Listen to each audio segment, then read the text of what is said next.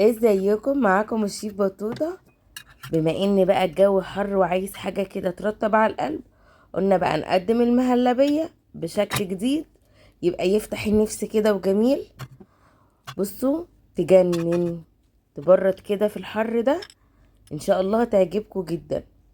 ما تنسوش لو عجبكم الفيديو اللايك والشير والاشتراك في القناة، علشان لسه في وصفات كتيرة مع شيف بطوطة. بصوا شكلها عامل ازاي، اصلا تداخل الالوان كده مع بعض، اللونين داخلين في بعض بشكل جميل وجديد، حاجة كده من الاخر. ان شاء الله تعجبكم جدا.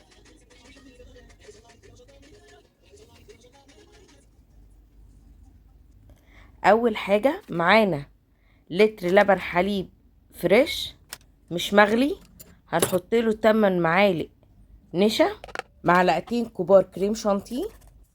هنقلبهم كويس جدا على البارد لحد ما كل النشا بتاعتنا تدوب تماما في اللبن. هنرفعه بقى على النار مع التقليب المستمر.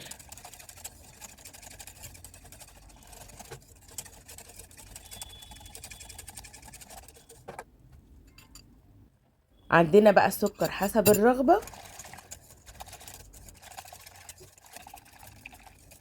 وبنقلب كويس. طبعا السكر ده حسب الرغبة، عندنا باكت فانيليا، يعني بتدوقوا تظبطوا السكر بتاعه على حسب المذاق. بصوا بقى كده المهلبية بتاعتنا تقلت معايا ازاي وابتدت تغلي. عندنا بقى في قالب، لو ده قالب سيليكون فانا ما دهنتوش، لو القالب بتاعكم معدن هتدهنوه بزيت خفيف. هنسيبه بقى يبرد وندخله التلاجة.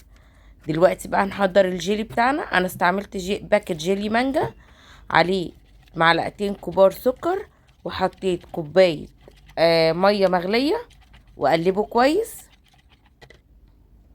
وبعدين كوباية الا ربع مية ساقعة.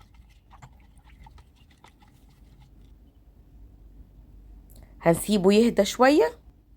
دلوقتي بقى المهلبية بتاعتنا هي بعد ما سبناها مسكت قوي في التلاجة، هنبتدي بقى نحط الجيلي بتاعنا كده، بنفتح له فتحات صغيرة من الجناب علشان يتداخل كله مع بعضه ويديني لون جميل في الاخر.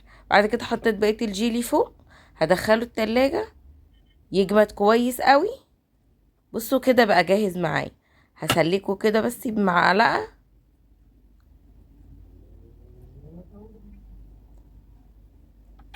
وهنقلبه في طبق التقديم.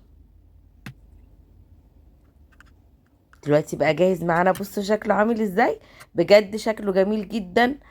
بصوا خلص في ثانية. ان شاء الله تجربوه وان شاء الله يعجبكم، وما تنسوش لايك للفيديو والاشتراك في القناة، ونتقابل في وصفة جديدة مع شيف بطوطة. والسلام عليكم ورحمة الله وبركاته.